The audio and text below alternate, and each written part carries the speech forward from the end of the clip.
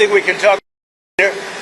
But right now they're busy working, so we'll leave it at that. Go ahead. For the trade letters that you're sending out on Monday, Secretary Bessent said that it would be a 3-week extension and that rates could go back up to the April 2nd level on August 1st. Is that what we should... We're going to be sending letters out on Monday having to do with the trade deals. It could be 12, maybe 15. You know, Secretary of Commerce right here. And I guess, Howard, I would say it could be maybe as many as 15 or so. And they'll be going out on Monday, and some will go out on Tuesday and Wednesday, and we've made deals also. So we're going to have a combination of letters, and some deals have been made. Your reaction to Elon Musk starting a third party? I think it's ridiculous to start a third party. We have a tremendous success with the Republican Party. The Democrats have lost their way, but it's always been a two-party system. And I think starting a third party just adds to confusion. It really seems to have been developed for two parties. Third parties have never worked. So he can have fun with it, but I think it's ridiculous. President, what's your key back? Golden key back from Elon. Go ahead. What's your message going to be to Netanyahu tomorrow? Well, we're working on a lot of things with Israel, and one of the things is probably a permanent deal with Iran. In other words, they have to give up all of the things that you know so well. The attack turned out, according to every single atomic energy commission, that was a complete and total obliteration. And we had the pilots, as you know, at the White House on Friday. They were incredible.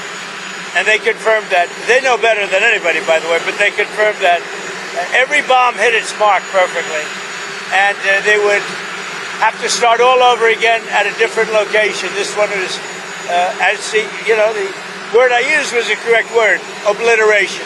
What will your message be on Gaza to Netanyahu? I think we're close to a deal on Gaza. We could have it this week. Democrats are claiming more federal cuts for the debts over in Texas. Yeah, go ahead.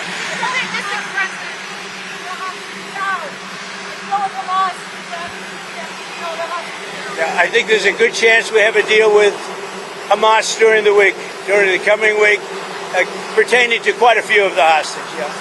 You know, we've gotten a lot of the hostages out, but pertaining to the remaining hostages, quite a few of them will be coming out.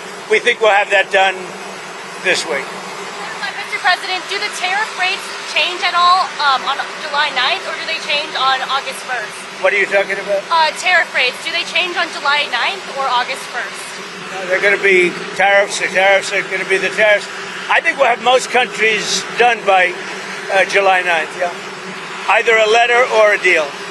But they go into effect on August 1st. The tariffs go into effect August 1st, but the president is setting the rates and the deals right now. Okay? Are you investigating whether some of the cuts to the federal government left key vacancies at the National Weather Service or in the emergency coordination?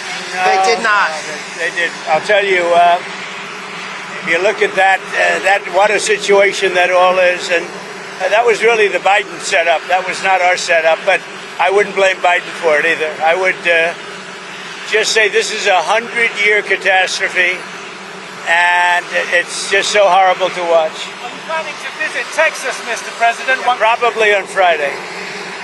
We wanted to leave a little time. I would have done it today, but we'd just be in their way.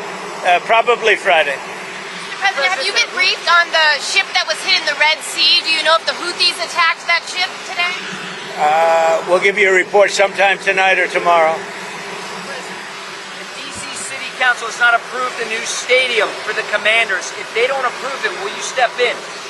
Well, we see what happens. I've been looking at the deal, and I don't blame them. It's a very important piece of property. It's a great piece of property, so we'll see. But if I can help them out, I will. Ultimately, we control that. The federal government ultimately controls it, so we'll see what happens. I saw the plans. I saw the stadium. The owner's very, very successful and a very good man. I know him a little bit. And it would be a great place for the NFL to be there, I can tell you that. So if they want to negotiate a little tough, that's okay with me. Would you like to see the Commanders change the name back to Redskins? Well, you want me to make a controversial statement? I would. I wouldn't have changed the name, but that's there. It just doesn't have the same. It doesn't have the same ring to me. But you know, winning can make everything sound good. So if they win, all of a sudden the commander sounds good. But I wouldn't have changed the name. Say it. Why not help Ukraine the same way you help Israel?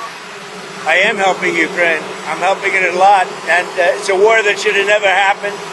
It's a war that should have never started. If I were president, if the election weren't rigged, and it was rigged just so badly, and that's come out. Read Miranda Devine in the New York Post today.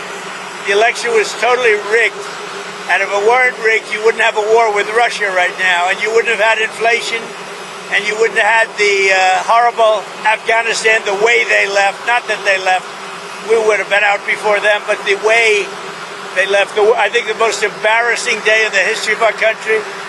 You wouldn't have had the October horror show with Israel and Hamas.